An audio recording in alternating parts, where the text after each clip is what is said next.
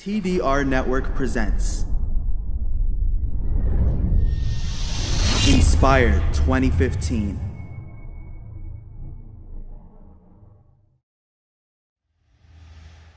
We are obliged to seek knowledge of Islam, first and foremost. Of course, the command of the Prophet ﷺ didn't distinguish between knowledge of Islam and worldly knowledge.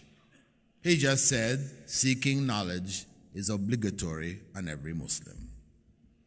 And I'm sure you've heard before the distinction made between the knowledge of Islam and worldly knowledge. Knowledge of Islam is considered to be fard ayn, which begins with knowledge of Allah. Whereas knowledge of the worldly affairs is fard kifaya, communal obligatory knowledge. If some people learn it, the society is not held accountable. If nobody learns it, then the whole society is in sin. That knowledge, the knowledge of this world, the worldly knowledge,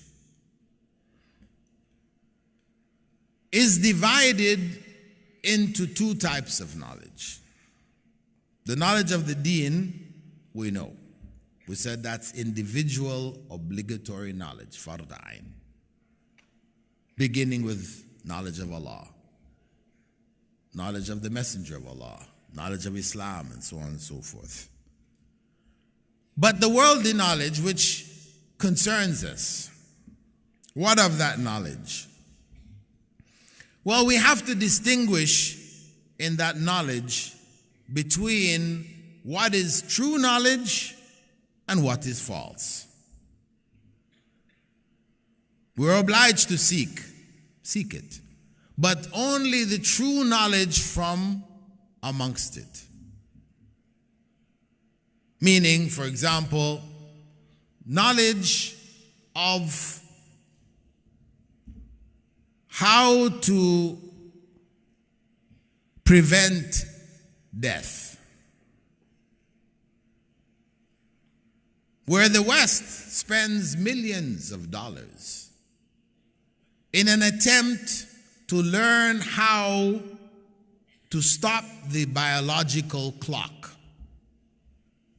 Everybody has a biological clock that's ticking away. And the time comes when that clock stops and we die. So they want to stop the clock, period. Not that you died, but that you can live forever. So you have people researching how we can live forever. That is false knowledge. As a Muslim, we do not enter into that field. We don't research. We don't spend time, energy, money into such research. Because it's false. Knowledge of evolution. How we evolved from, supposedly, the apes, monkeys. That's false knowledge. We don't research into those areas. We are human beings. We have always been human beings. Then we take the body of knowledge, which is true knowledge, and we have to further subdivide it between useless knowledge and useful knowledge. Again, as Muslims, we have to make this distinction. Because Prophet Muhammad ﷺ used to seek refuge from useless knowledge. He used to make the dua often, Allahumma inni a'udhu bika min ilmin la yanfa'. O Allah, I seek refuge in you from knowledge which is of no benefit. Knowledge which is of no benefit. Like what? Like sending rocket ships to Mars. to find out the composition of Earth on Mars. It's true knowledge, but it's useless. For us to spend, the US, for example, spending billions of dollars to send those rocket ships to Mars, the Mars rovers, and experiments done on the soil of Mars, trying to see if there's life. They want to find life elsewhere in the universe, to justify their claim that we are not unique. We are an accident, and that accident has repeated itself elsewhere. Proof. But they can't find life anywhere else. So they spend the billions going to Mars. At the same time, in America, there were, according to statistics back in the early 90s, more than 4 million Americans who were homeless. 4 million Americans who were homeless. Had no homes. Living in the streets. Sleeping under the bridges. Of course, the picture we have of America is, the big skyscrapers, modern technology, etc.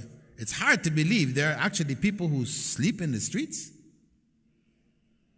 live in the streets. They have no home, no place to go. That may be Calcutta in India. Yes, we know about that. Calcutta. New York City, Washington, Chicago, Los Angeles. Yeah. In Los Angeles, where the winter doesn't get so cold, no problem. But in New York City and Chicago, where the winter gets 20 degrees below zero, 15 degrees below zero, hey, every year there are hundreds, thousands who die frozen. They're homeless. So, can we justify sending rocket ships to Mars to find out the composition of the Earth on Mars while leaving millions of our citizens without homes? No. We said that knowledge about dirt on Mars is useless knowledge.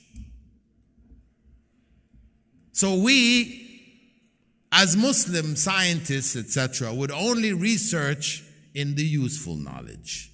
How we can provide homes for our citizens, food for them, etc.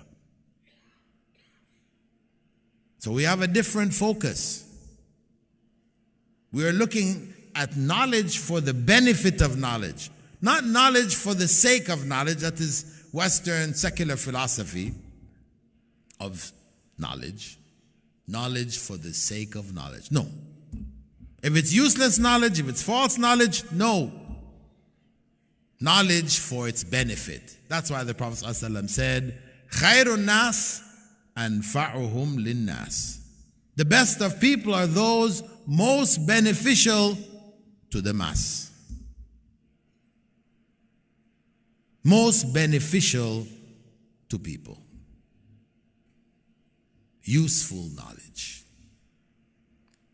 Then, in the category of useful knowledge, we have to divide it into appropriate knowledge and inappropriate knowledge. You might say, well, what's that? Appropriate knowledge and inappropriate knowledge. Well, inappropriate knowledge, for example, when I give this talk to students in medicine, universities, medical universities, I tell them, I ask, what fields people are studying in, then whenever a brother puts his hand up and says, I'm studying gynecology, I said, that's inappropriate. As a male, for you to specialize in gynecology is not appropriate. Another brother puts his hand up, I'm specializing in breast cancer. No, this is not appropriate. It's useful knowledge. It's true. But not appropriate for males to specialize in. You have knowledge of it as a doctor. You have knowledge of it. So in emergency circumstances, you can apply it. But that is not your specialization.